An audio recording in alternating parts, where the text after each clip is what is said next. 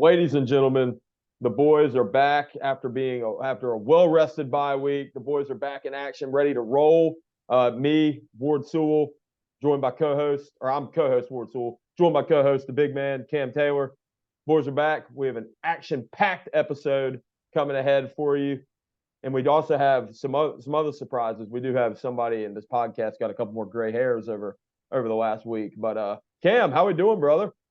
Yeah, man, living the life, just working and got a Wingate basketball game to go to tonight. Super excited to get an episode 41 here, man. And when I say a couple more gray hairs, if anybody, I'm sure everybody knows this already, we are about a week late, but it is the big dog's late birthday. So if you guys would give me a huge favor, reach out to the big man Cam, wish him a happy 24th birthday. It is his Mamba year. The boys are getting old. The last time me and Cam were together on his birthday was his 22nd birthday. When we were in college, the boys were raising and praising. But there does come a time where we all got to mature a little bit, right, Cam? We can't all raise and praise anymore. We got to work the next day. Yeah, man, I'd say this one feels different, man. 24 feels like it's my year. You know what I mean? So what was the meal of choice on the birthday on the big? Oh, dude, Little Mama's Italian here in Charlotte is the go-to for any big moment. So chicken parm, some sides, but Little Mama's is definitely the place to go. Little Mama's. Hey, we don't give any free advertisements on this show, but it was for Cam's birthday. So Little Mama's in Charlotte. Highly recommend checking it out. Never been. For sure. Cam told me it was really good. When we were in Charlotte last week, me and Cam actually almost went to Little Mama's, but our two other buddies couldn't get down with going to a white tablecloth Italian restaurant. So we went and ate Mexican instead. But yep.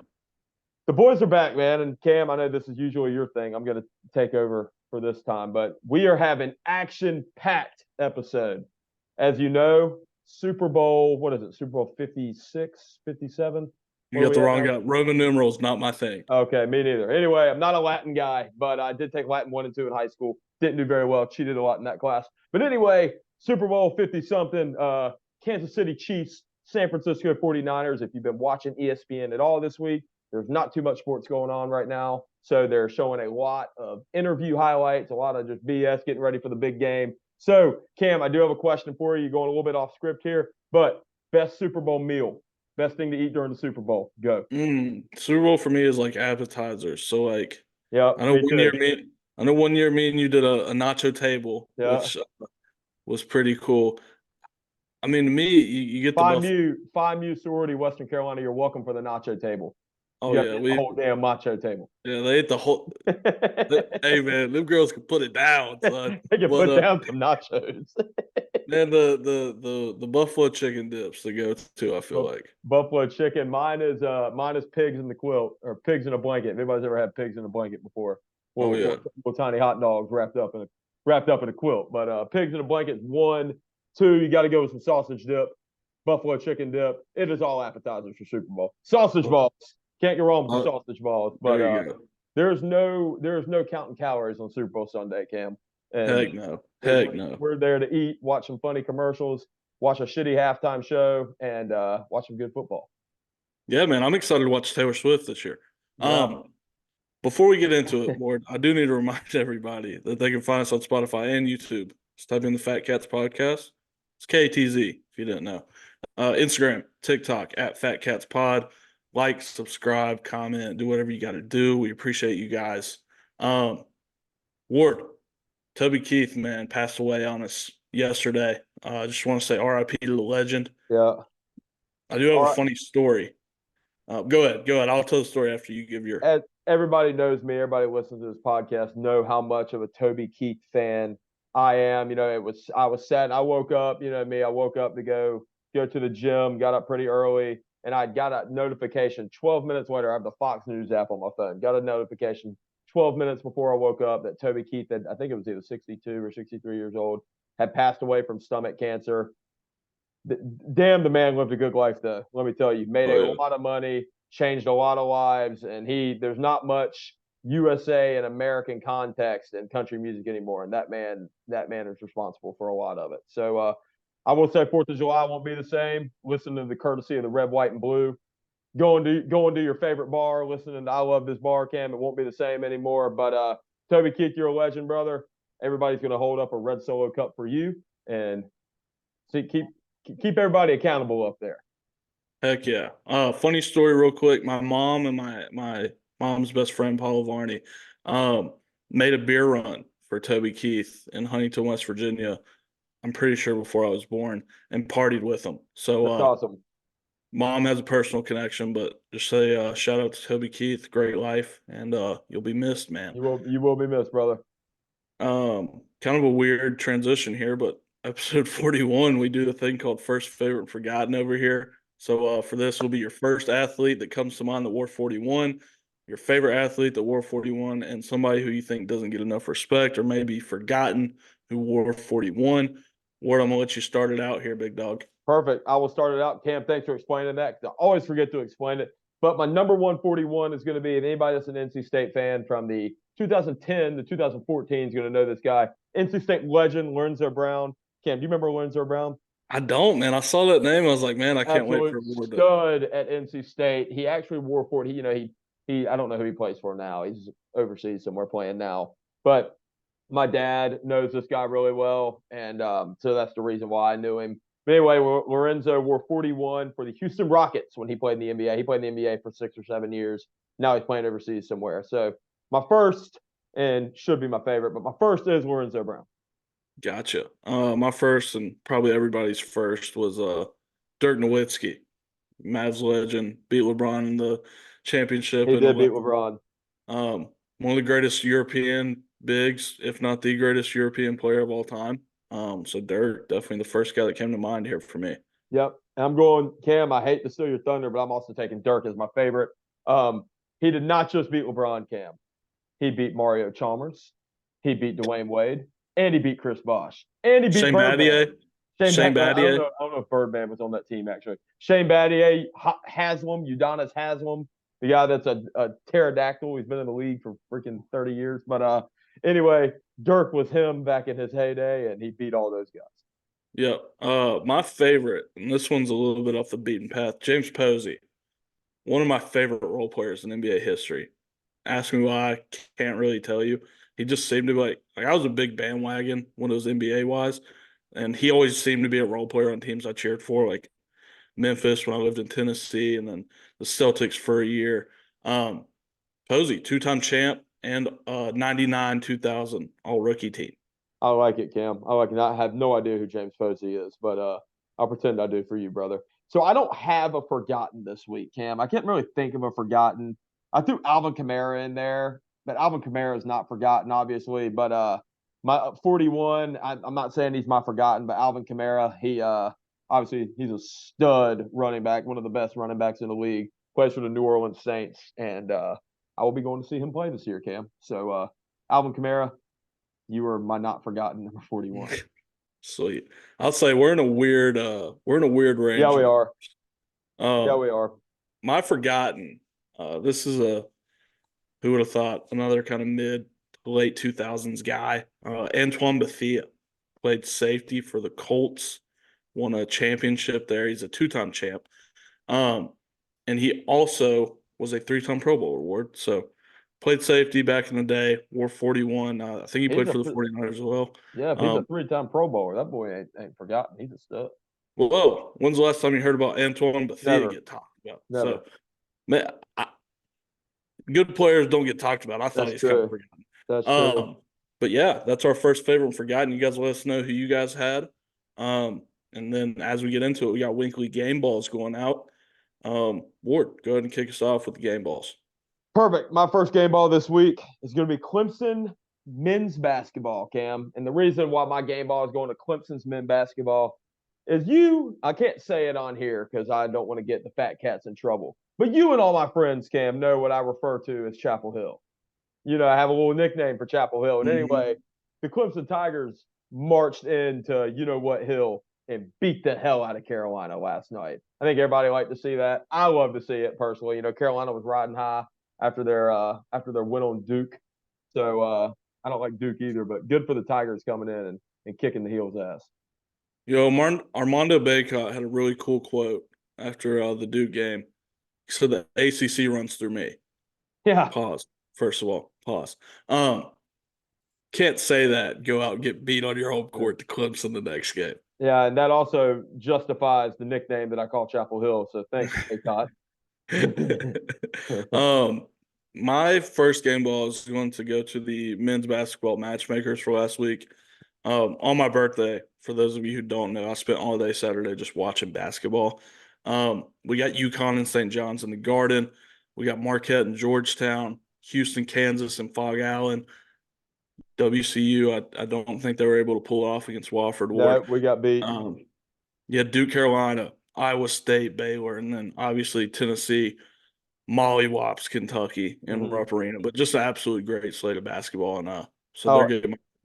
Absolutely. And Sunday, too, there was also good basketball on Sunday. I think you might have – did you mention Purdue and Wisconsin in that? I know you were only talking about Saturday, but did you mention that too or not? I didn't say it, but yeah, that was a great game too. I mean, hell, number 2 versus number 6, man. I'm not sure what it is about your birthday weekend, Cam, but the folks over at the NCAA like to throw around some good basketball then. So love to see it. Obviously, hell of a week of basketball. I hate Kentucky got beat. Also, I'm not sure if you saw this. If we were saying not game balls of the week, I'm not sure if you saw the Miami. Who did Miami play? Virginia. Miami had like 39 points. Yeah. What the hell, man? Dude, Miami, when Kentucky beat Miami earlier this year, I was like, this could be like a staple win for us. And now they're not even going to make the tournament. Miami went to what? Was it Final Four or Elite Eight last year? They went far. Final Four. Yeah. Final Four, yeah. But anyway, man, and Cam, speaking of that, we are here soon in one of our next episodes coming down. We do got to pick 3 or 4 teams that we think may possibly make a run in the NCAA tournament. For sure. We were talking about that at work the other day. But anyway, Cam, my next game ball this week, as you guys know, I'm a big NC State guy. NC State got another huge commitment in the transfer portal this week. We got, don't know his name. He was the starting safety 2 years ago at the University of Auburn. This past year, he started 3 games, got hurt, sat. Now he's coming to the Wolfpack. So if an ACC NC State team can pull a starter from a SEC team, we're doing something right. So Dave Dorn, not sure what you're doing in Raleigh right now, but keep doing your thing, brother. Hey, man, the donors are starting to write some checks is what's happening. Somebody's writing checks. Glad Dave Dorn was able to stronghold that fan base and actually invest in football for once. My last game ball is going to the New York basketball Knickerbockers. The Knicks are 12-3 since trading Emmanuel Quickley and R.J. Barrett for OG Anunoby, excuse me. One of my best friends is a Knicks fan, so I get to hear all the scuttlebutt and all the rumors and all what's going on. So I hear about it every day, so I might as well give him a game ball. I like it, Cam. I like it, brother. Well, dude, as you know, this is the biggest week in football every year. And I feel like it was me and you were sitting around. I don't know how many episodes ago this was, but me and you were sitting around all week. We were just talking about basketball. Like, dude, we cannot wait for football to get here. Football's gone after this week, Cam. Yeah. After Sunday, football is gone. Again, still, we still have the draft. We still have free agency, which we do have a lot to cover with that. But we are not going to see football until August of next year, Cam, or August of this year. And obviously it's sad, but hell of a football season. I mean, hats off. I think we can both say hats off to football season, both college and NFL so far. But Cam, I do want to ask this. As you know, we are a sports podcast. We do preview games. Biggest game of football is this weekend. Cam, 49ers, Chiefs, what you thinking? Yeah, man. I've bet against Patrick Mahomes 2 weeks in a row. I'm not doing it again. No. Until that guy, he's in Tom Brady status for me now. Like until he loses, I'm just not going to believe he's going to lose. Yeah. And my question for you is, Cam, kind of breaking down both teams. What do the Chiefs have to do to win this game? And what do the 49ers have to do to win this game? Not saying offensively or defensively. If you had to nitpick one, what do you think both teams have to do to get over the edge to win this football game? Yeah, the Chiefs have to continue to run the football. Absolutely. It's going to be a lot harder against this defense, but you can see, like, as this Chiefs team, which is something we haven't really seen them do with Mahomes and Andy Reid, when they run the ball this much, like, it just breaks down the defense to where you may have subpar receivers, but if they're getting single covered, they can get separation. People are able to run shell coverage with Kelsey or bracket him. It makes everybody's life a lot harder. So when you can run the football, it takes that out of it because you have to get out of too high. For the 49ers, I mean, like I said, if you can control the line of scrimmage, you're going to win this football game more than likely. Unless Brock Purdy just has an awful game, which is in the cards. Yeah. One thing I want to see those Bosa really step up. Yep. If I'm betting on the 49ers or I'm a 49ers fan, like this guy gets mentioned with TJ Watt and Myles Garrett and Michael Parsons, and I don't really feel like he's been that much of a game wrecker this playoff series. I mean, he had 2 sacks a couple weeks ago, but like I'm really looking for him to make like a dominant impact if they're going to win the football game. Yep. So I couldn't agree more. So with the 49ers, I actually pretty much saying the same thing. The 49ers, the plan to winning this football game for San Francisco is you have to get pressure on 15. I'm not sure if Chase Young's going to play or not. You guys have to get in 15's face. You've got to make him throw off his back foot. You cannot let him get comfortable in the pocket. He will pick your defense apart all game. I mean, he's been to the past 4 Super Bowls for a reason. You know, I mean, he's been to the or however. Go ahead. Well, I was just going to say that's why I say stopping the run and for the Chiefs running the ball is so important, because if you get Kansas City in obvious passing downs and those guys can get in their 4-point stances and just, you know, get pass rushes, I mean, it's going to be a long day because you see these tackles for the Chiefs. We've watched 18 weeks of these tackles for the Chiefs. Absolutely. They can't block those guys. Let's be honest. So go ahead. No, I was done. Yeah, so I was saying I think the 49er or the Chiefs' way to win is it starts up front. Chris Jones. I think they have to stop the run. I think what you have to do, you're playing against a quarterback that has never been here before. Don't get me wrong, Brock Purdy's good, but he's never been to the Super Bowl before. You know, do not let you got to stop the screen passes. You got to stop the bubble screens. You got to stop the run. Make Brock Purdy beat you. I think if the Chiefs defense make Brock Purdy beat them, they're in a good situation. So going off that, Cam, I think both of us have to make our picks now. I'm going to give my full explanation later, but I'm taking the Chiefs.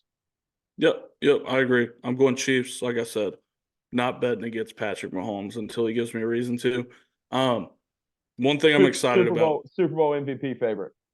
You have to pick a player outside of Patrick Mahomes. Let's go Rashee Rice. I'll take Kelsey just with all the hype around him. One thing I do want to say real quick before we move on about this game. First time in a long time, like it's 100% whoever wins the trenches wins this football game. Like there's been so many times where it's like, man, like, you know, Stafford could make a play, or maybe Joe Burrow could make a play to win this Super Bowl. Like this one comes down to the trenches. Like who's better up front is going to win the football game. Absolutely. And as a big guy, you know, that's my kind of brand of ball. So absolutely, super excited to see what happens. Who do you think out of the tight ends, both these teams are star tight ends, who do you think is going to make a bigger impact? George Kittle or Travis Kelce? On the stat sheet, it'll definitely be Kelce. You think so? Because George Kittle was named first team All NFL tight end. Travis Kelce was second team. I saw that. There's a little bit of controversy there. So obviously, these are the 2 best teams in the NFL playing against each other. So, well, there's no debate. Kittle's a better in the run game. He's light years better run blocker, which is why I say stat sheet wise probably Kelce. Impact on the game, man. Like Kittle's an ass kicker. Like that's not a guy, if you're an outside linebacker, that you want to see coming at you. So I think for the football minds, probably Kittle, like watching those sets they get in with the 12 and 13 personnel that they run. But if you're betting stats or player props, it's definitely going to be Kelce, in my opinion. Yeah, I like it. Any idea on the best? Any idea on your favorite Super Bowl commercial? Who you think it's going to be? Is it going to be Doritos? Is it going to be Budweiser? Is it going to be the avocado company? Always puts out a good Super Bowl commercial. Hot take, man. I couldn't care less about the commercials. Like commercials don't move me whatsoever. M&M's puts out a good commercial, but I don't really get big into. I really liked it when Budweiser always does, their classic Super Bowl commercial, which I think is pretty cool. But man, I'm really excited for the Super Bowl game. There's obviously so many side bets. There's an over/under on the national anthem. There's a heads or tails bet, and 50% you get one of them, Cam. So bet hard on one of them. There's a Gatorade color. There's so much stuff you can bet on the Super Bowl, which just makes it interesting. But and let me say to everybody listening, like, enjoy this game. Like, this is going to be the last game of football you get for 6 months. enjoy the game. Then you're gonna listen to me and Cam talk about football every week and how much we missed it. Yeah, so like enjoy it. Like obviously, if you miss a bet, you're going to be upset, but enjoy the game. Like this is the last one you're going to get for a long time. So sit down and watch the game. Don't be on your phone the whole time. Enjoy the moment. Absolutely. Absolutely. So, Cam, we're up here. Let's take a step down a little bit. As you know, we did this last year and we still haven't gone back and figured out what our records were and what we got right and what we got wrong. But last week, during our bye week, the NC State Wolfpack and the Kentucky Wildcats announced their hopefully 2025 football schedule. And anyway, Cam, we go through this. I do want to hear if you want to read Kentucky's football schedule off and if you think it's going to be a win or a loss, and let's tally up how many wins you have, brother. Yep, let's do it. I'll mark your tallies down for you. I'm sure that we're going to do this again, and I'm sure my answer will change. But as of right now, we got Kentucky, Ole Miss, Southern Miss in Lexington. That's a win for the Wildcats. That's week 1? Yep. Okay. Week 2, we got the South Carolina Gamecocks coming to Lexington. To me, just looking at it, this is the biggest game of the season. Wow. They beat y'all last year, right? Beat us last year. And also, this is the game that decides if you go, if you're going to be fighting for second place in the East or a mid-tier East team. Yeah. I think Stoops wins this football game. I agree with that. In Lexington, week 2, everybody's healthy. You got to win this football game. Week 3, Georgia comes to Lexington. Go and chalk that up as a loss. Then week 4, we've got the Ohio Bobcats coming to Lexington. Should beat every MAC opponent you play. This is where it gets a little bit iffy, Ward. Kentucky travels to the Grove, to Oxford, Mississippi to play the Rebels. I'm chalking that up as a loss. Yep. You haven't seen, Lane Kiffin has done a hell of a job in this portal. They did lose a few guys. Sounds like some checks bounced, but Ole Miss in Oxford's always a tough game for Kentucky. Kentucky plays Vanderbilt. Let's see. Yeah, so bye week, then Vanderbilt at Lexington. I'm going to chalk up a win for the Cats here against Vandy. Interesting game here. Travel to Gainesville, a series that you've kind of dominated the past 4 or 5 years. This is Billy Napier's last chance to keep his job in Florida. There's no telling where they're going to be at this point in the season, but I think Mark Stoops puts the final nail in the coffin. I like it, Cam. I like the Sunbelt Billy. Yeah, Sunbelt Billy era over at Florida after this game. Kentucky gets Auburn in Lexington after this game. Huge game, you get a big win at Florida if it goes my way. I think they drop one here to Hugh Freeze and the Auburn Tigers. Yeah. There's always one that Kentucky drops that they probably shouldn't in SEC play. This will probably be the one. Travel to Knoxville to play Tennessee. That's a loss. I'll never believe we beat Tennessee until I see it. Mm-hmm. Murray State comes to Kentucky. Kentucky wins that one. And then last 2 weeks of the season, I'll be at this game, hopefully. Kentucky travels to Austin to play the Longhorns.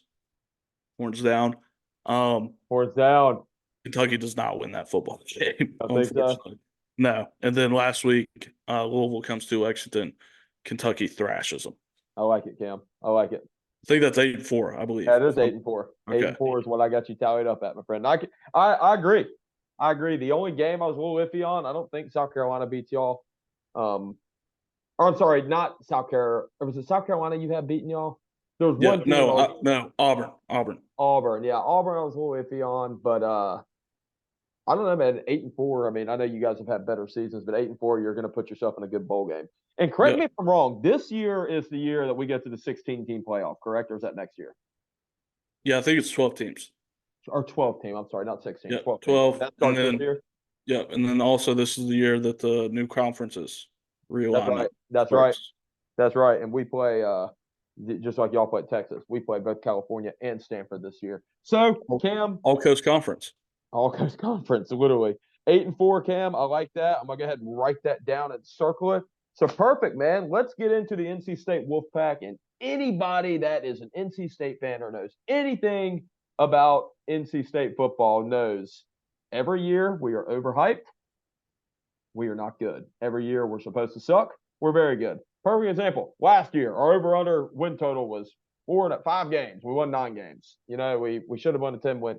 Should have had a 10-win season, but anyway, we dropped a few. This year, I'm not sure what our over-under is, but this is the best, most hyped football team or second most hyped football team we've had since I've been alive. I'm 24 years old. So anyway, extremely excited for this football season. Cam, I will go ahead and start it off. Probably our hardest game of the year. So week 1, we have an at-home game, and we have the Western Carolina Catamounts coming into Carter Finley Stadium. And I don't know if I should speak as a fan or speak as a football guy, but God, I love my Catamounts. I love my Wolfpack too. So Cam, I'm gonna let you make this pick for me. Yeah, I think the boys win this weekend with all coming together to watch the Catamounts. I think the Wolfpack walks out of Carter Finley with a win. If anybody knows me, I just bought a house and I'm having all the boys come down and stay at the house for the game. This is a Thursday night game. This is actually a week 0 game. So it's August 29th, the first week of college football. And boy, we're going to have a good time. But chalking up the Wolfpack win for that. Cam, week 1, week 2, well, technically our second game. Week 2 this year is another exciting one, Cam. I probably will need to stay at your house for this.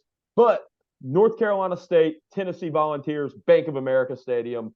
I think it's the belt kickoff, or I don't know what they call it, or the Duke Mayo kickoff. Anyway, Cam, love my Wolfpack. This is an SEC team, and this is a Tennessee team. That's no joke. So I do think we're going to have a great year, but I do think we are going to start out 1-1 here. So chalk us up an L to Tennessee. Third game, Cam, at home, Louisiana Tech. Chalk that up as a win. Do think we beat Louisiana Tech. Fourth game, Cam, and this is where things get interesting. We go to Clemson this year. Obviously, as you know, we beat Clemson last year. This is a good Clemson football team. And anybody knows anything about NC State is we are slow starters. We are playing Clemson in September this year. We always play Clemson the second or third week in October. So because we're playing them early, Cam, on the road, I am going to chalk that up as a loss.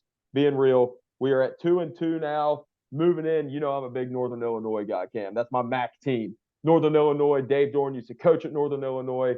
They are coming down to Carter Finley. We're going to put us hurting on them, Cam. So chalk us up as a win for that. And then we also have the next week, we have the Wake Forest Demon Deacons coming to Raleigh. As you know, NC State does not lose to Wake Forest at home. So chalk up a win there. Then we have it's a 3-game home stretch, Cam. We have Syracuse coming to town. Syracuse did just get that quarterback from Ohio State. The kid might be good, but he's not good enough to beat the Wolfpack, Cam. The Wolves travel in packs, and we're going to gang tackle all night against Syracuse. So give me a win there, Cam. Next, we go on the road, long flight to California. New all-coast conference. We're showing them, we're initiating them and welcoming them to the ACC. Give us a win there, Cam. Big win there, as you can tell. Is that Stanford or Cal? No, I'm sorry. We play Stanford the next week at home. We go to Cal and then play Stanford the next week at home. Gotcha. Jumping into Stanford, give us a win there too. They're going to have jet lag. They're not used to that 3-hour stuff. Next, Cam, week 10, we have Duke at home. As you know, Duke beat us 24-3 this past year. I was there. We're not losing to a basketball school 2 years in a row, Cam. Chalk up a win there. Then we go to Georgia Tech. Now I think we're at 5 or 6 wins in a row. We go to Georgia Tech. We're one of the hottest teams in college football at 5 wins in a row. We're beating Georgia Tech. We're going to Atlanta, and we're showing who the big dogs are in the ATL. Last game of the year, Cam. A game to make history. NC State has not had a 10-win season since the early 90s. We go to Chapel Hill. I don't think this explains. 12 out of the last 17 explains itself, Cam. 5 out of the last 8 explains itself. Give me the win here, Cam. NC State's making history, 10-2 for the first time since the early 90s, and we are being considered for a top 12 college football playoff berth, Cam. There you go. There you go. 10-2. Will that happen? Probably not. Finish off the year on an 8-game win streak. 2-2, mid-barrel to top 12 team. Write it down. Get your future bets in right now. You heard it here first. Hey. NC State Wolfpack will be in the inaugural 12-team college football playoff. I love it, man. This is the time to dream. Like me, I'm saying 8-4. I should have said 12-0. Like this is the time. There's no repercussions. Like you just say what's on your mind. But no, I think NC State's gonna have a hell of a football team this year. And see, the thing is we don't have a very hard conference, or we don't have a very hard schedule. We play Clemson and Tennessee in the first 4 weeks, and after that, it's kind of we should be favored to win most games. But crazy thing is, Cam, is we are projected number 4 in the ACC right now, with Florida State at 1, Louisville at 2, Clemson at 3, and us at number 4. So, dude, this Louisville stuff. Let me just say. Oh, I know. I think drives me nuts. I think Louisville's garbage, but dude, they're not a good football program. Like they trick people every year because they don't play Clemson, they don't play Florida State in the regular season. Yeah, like of course they're good. They play the bottom of the barrel ACC teams. Yeah. Like their hardest game last year was you guys and Georgia Tech. Yeah, they come to Raleigh and beat a third-string quarterback by 3 points. Great job, Louisville. But let's talk about not so good football teams. Your Commanders, Ward. My Commanders, man. We made a lot of hires. We made a lot of hires. Let me tell you, I called you right after the initial reaction. Yep. We hired, obviously Ben Johnson. That fell through. That schmuck, man. Anyway, screw that guy. But when you put all your eggs in one basket and that basket does not go as planned, you kind of panic a little bit. And what we did, I think we made the best decision we could have made. We were planning on hiring Ben Johnson. We ended up going to Dan Quinn route because Ben Johnson didn't work out. So because of that, I mean, you can't do this. Dan Quinn is a Ron Rivera 2.0. This guy has been in the Super Bowl. He is a defensive mind, Cam. He's a defensive mind. This guy, you look at this Cowboys defense the past 3 years. They've been the top 5 in the league the past 3 years. That's what we need. We need a defensive mind. But, Cam, when you hire a defensive mind, what do you need? You need somebody to control and run the offense. We made the best available hire in hiring Cliff Kingsbury to come in and lead our team. This guy has coached Johnny Manziel. He's coached Kyler Murray. He's coached Caleb Williams. There's one more quarterback. Patrick Mahomes. Boom, the fucking greatest freaking greatest quarterback in the game right now. But anyway, man, that's $1. That is $1. But anyway, this guy, man, he develops quarterbacks. We're bringing in a quarterback. So defense coordinator, we hired Joe Witt. I'm sorry. Joe Witt is the pass game coordinator for the Cowboys. I hate the Cowboys. I don't know why we're bringing all these damn Cowboys people in. But all we can do is go up from here, Cam. We've sucked for so long. I trust in the ownership group. The offensive coordinator hire made me very happy. Yeah, I love Kingsbury as an OC. Do you think you guys are getting Caleb Williams? Do you think you're going to make the move? If he's there at 2, we take him. You don't think you'll trade up, though? No, we're not going to trade up. Okay. If he's there at 2, we take him. If he gets taken number 1, we're trading back to 4 or we're trading back to 13, I believe, is what the Vikings have. We're trading back with either the Patriots or the Vikings. Because we're going to take that offensive tackle from either Notre Dame or that offensive tackle from Penn State. Not sure which one you think is better, but I haven't really broke down or watched much of it. If we'll talk about it real quick. I'm sure we'll do a draft preview breakdown. Joe Altman has climbed up my draft boards quick. He's the Notre Dame guy, yeah. Olu, I think it's Fashanu, Penn State. All the tools, but you'd like to see a little bit more. You know what I mean? When somebody could be as dominant, but they're not. That's kind of the thing I get there. Joe Alt, pro ready. You can stick him in at left tackle now. Yeah, I honestly have no idea, man. I'm not – the only quarterback I like is Caleb Williams. Jaden Daniels, I could probably get behind, but I'm just not I don't think Jaden Daniels is going to come in and be any better than Sam Howell. And don't get me started. I don't think his game translates as well as a lot of people think it will. I saw somebody yesterday saying Drake May was going to be Justin Herbert. Get the hell out of here, man. Yeah, there's buzz that there's a lot of teams that like him more than Caleb Williams. Yeah, let the Bears take him at 1. We'll take Caleb Williams at 2, and we'll see how that goes for both teams.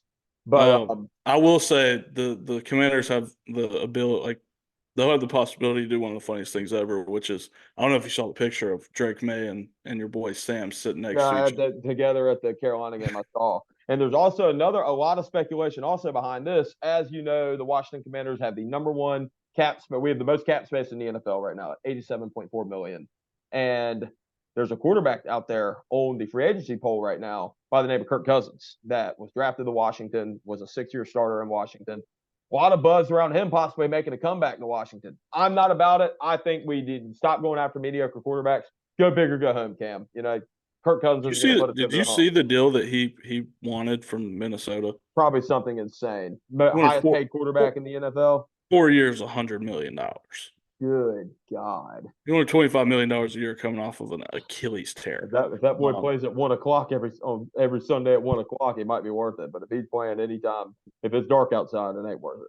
You like that. Moving on, my Steelers hire a guy who, if you've listened to the show any amount of time, you know that I wasn't the biggest fan of. Let's just call a spade here. Arthur Smith in as the Steelers offensive coordinator.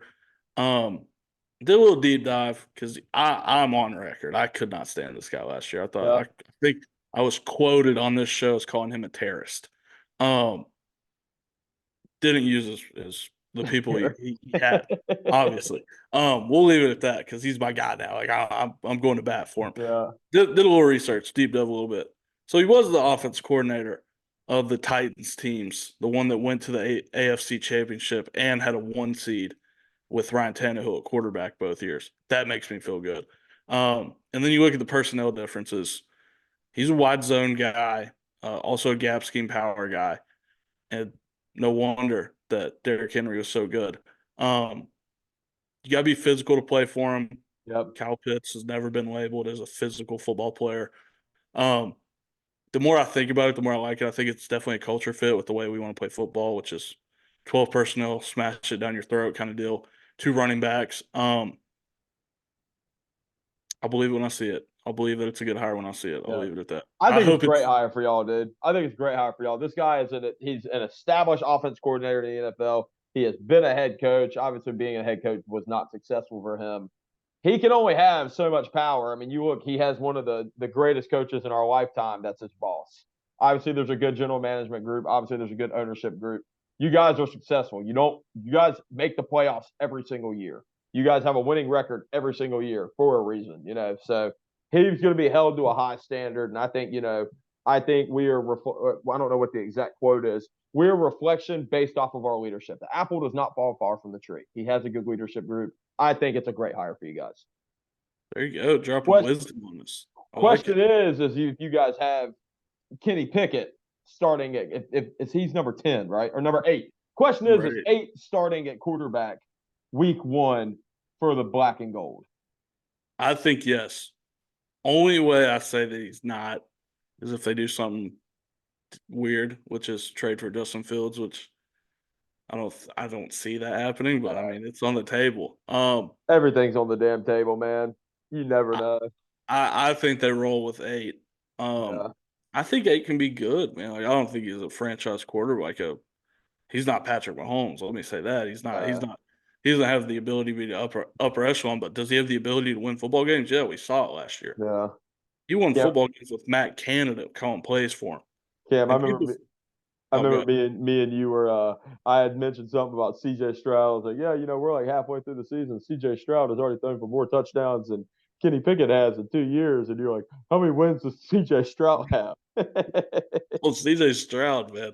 He's a dog, ain't he? He catapulted himself up that list for me. He was a lot better than this guy they got in Charlotte this year. Yeah, no shit, he was. But yeah, Steelers hire Arthur Smith. Like I said, I hope he does great, but I'll believe it when I see it. Yeah. There's also something to be said, Ward, about a guy who, if he just got fired today, would be set for life. He's like a multi-gazillionaire. So, but again, hope he does great. Speaking of guys we kind of hope don't do great, Ben Johnson, man. Like, what are you doing? Ben Johnson. What an awful way to conduct business. One of the hottest names on the job market, by the way. If you don't know, he's the Lions offense coordinator and had the Commanders ownership group on a private jet headed to Detroit to interview him, more than likely offering the head coaching job. Halfway through the flight, calls him, says, I'm staying with Detroit. Like they can just turn the plane around. Ward, I want to get your thoughts on this. The bad way to do business, I'll say that, and this is probably going to affect him looking for jobs in the future. Also, awful way to do business, and as stupid as he is, Cam, I don't think he realized that we were actually on the way to interview both the OC and the DC, not just the OC. So he canceled on his mid-plane ride. We were still landing in Detroit one way or another. But yeah, I don't know what better situation he's going to walk into if he's planning on being a head coach with having 6 picks in the top 115 picks, with having the most cap space, having a new ownership group, having the best GM hire you can have in football. I'm not sure what better situation he's going to walk into. So crazy to me he turned that down. I know there was some interview stuff going on where we came off very cocky during our interview, and so did he. And we clashed heads a little bit. Didn't go well. But at the end of the day, I think God has a plan for everything, and I think we got our guy, Cam. I think we got our guy, and hope the best for Ben Johnson. But I hope the Detroit Lions offense absolutely sucks next year. There is a report out there that said that Ben Johnson was kind of turned off by the whole ownership group being quote unquote basketball guys. I saw that. Which is a hilarious thing to say. And then they came back talking shit about Ben Johnson. I'm not sure what exactly they said, but Ward, if I would have told you at the start of this coaching carousel that by February 7th, 2024, it would project that Bill Belichick nor Mike Vrabel got a head coaching job, what would you have said? I could have understood one of them not getting a coaching job, but both of them I would have said, there's no way. I don't know, man. I think there's something going on with Vrabel. I think there's not one team interviewed him. Only one team. Dude, there was a report that an anonymous owner said that they didn't feel comfortable with Mike Vrabel because he's such a large human being. Yeah, I saw that, man. Like, what are we doing? What are we talking about, man? The whole NFL is large human beings. Wouldn't you want one leading your football team? No crap. And I mean, I hope the best for Mike Vrabel. I can see him possibly going to being the defensive coordinator in Dallas now. But I don't know, man. I really have no idea what's going on. And I mean, I don't know if there's something going on with him, like personally or what, but there's no way that guy doesn't get a head coaching job somewhere. I would have loved to have Vrabel in Washington, but dude, I mean, that's the guy I want taking over Tomlin's job when he retires. Like I think he's an incredible head coach. Yeah. I do have some sources, Ward, and this is a little bit of scuttlebutt. Word on the street is that Sean Clark over at App State will be dropping down to the offense coordinator, letting Bill Belichick take over the program. Vrabel's going to be his DC. Yeah, we'll see about that one.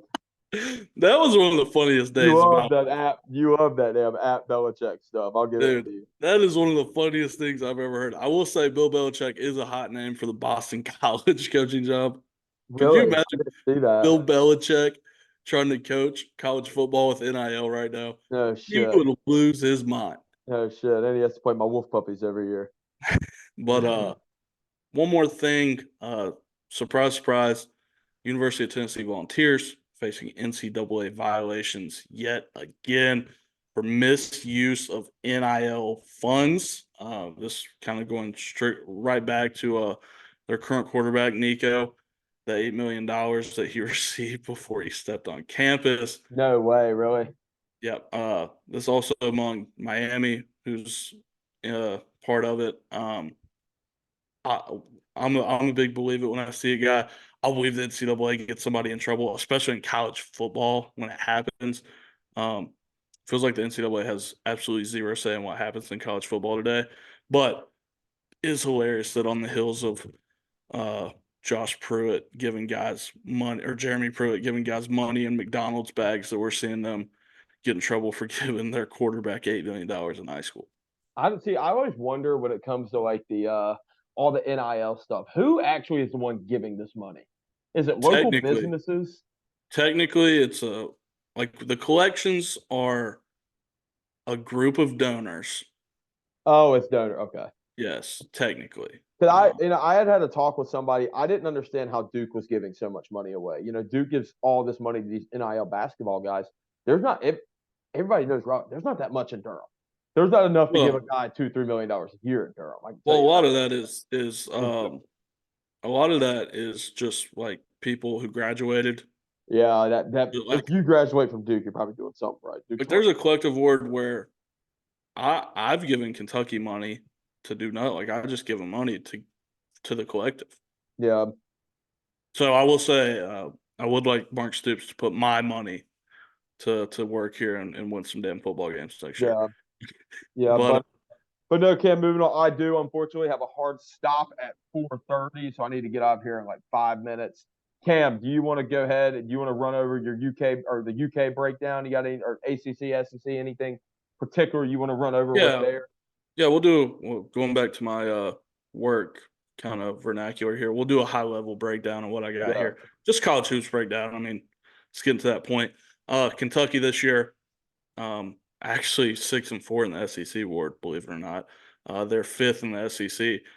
Great offense. If you want to watch a fun basketball team, like this is the Kentucky team to watch. Like they're extremely fun to watch. They play zero defense, which makes me want to pull my hair out sometimes. They can make a March run, but they got to get a lot better. A lot of young guys, but really fun team. Could probably be a really good team. Just looking at the SEC real quick, Bama's in first, actually going for their fourth straight regular season title in the conference, which is crazy. Surprise team, South Carolina, has beat Tennessee and Kentucky in the past 2 weeks. Tough team, fun guards. Auburn, vintage Bruce Pearl team, just straight guards that are killers. Tennessee has maybe the best player in the country, Dalton Connect. And then Ole Miss, another fun team. They're on the bubble. They have a 7'5" transfer from Western Kentucky Ward. A bunch of guys from the portal, just kind of a ragtag bunch of guys. But Chris Beard has done one of the best coaching jobs in the country. And then ACC real quick. RJ playing great for UNC. Cadeau is helping him a lot, just so RJ can play off the ball. Duke, the highs are high, the lows are lows. A lot of young guys. Can they make a run in March? Can they gel before March? And then Georgia Tech wins over UNC and Duke, but they're 13th in the conference. Shout out to Damon Stoudemire. Big East basketball, best basketball conference in the land this year. So if you get a chance, watch that. Don't know if you want to talk about NC State before we move on to our picks of the week, Ward. Let's go ahead and move on to our picks of the week. I don't really have too much to say about the Wolfpack. Gotcha. DJ Burns, must watch television, by the way. Yeah. Bam's Bad Beats. I got a Super Bowl away for you guys before we get out of here. Kansas City money line, over under. Take the under 47.5 for the game total. Christian McCaffrey anytime touchdown. Rashee Rice anytime touchdown. Plus 1,200 odds. I like it, Cam. I like it, brother. You put some money on that. So, Cam, me and you were talking briefly before the show. I have a crazy statistic, and that is going to run into my bet this week. So, my Fade Wade pick of the week is the Chiefs money line. And the reason why I'm picking the Chiefs money line, Cam, and I'm betting a lot of money on the Chiefs money line is because there's been 3 Super Bowl rematches in the history since the Super Bowl has been played in the history of the NFL. In Super Bowl rematches, Cam, the losing team is 0-3 in the rematch. So I know it happened with the Bills and the Cowboys. That was one rematch. Obviously, the Bills have never won a Super Bowl. The Cowboys won that. Everybody remembers the Patriots Giants. All the crazy Eli Manning stories. The Giants beat the Patriots twice. They beat them the first time, then they beat them again in the rematch. And there's one other rematch in the history of the NFL. I can't remember it off the top of my head, but history repeats itself, brother. So I'm taking the Chiefs money line. I do not think the 49ers are able to beat them in the Super Bowl rematch. There you go. That's your picks of the week. Real quick, just shout out to Justin Alford. Commented on the YouTube.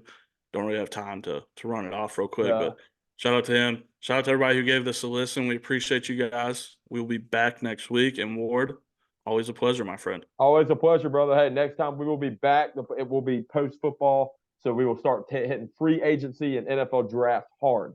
So, Cam, hell of a podcast, brother. Episode 41 in the books. Next week is the Jackie Robinson pod, and I will text you when I get this on YouTube, brother. Yes, sir. New segment next week for anybody who made it this far. Peace.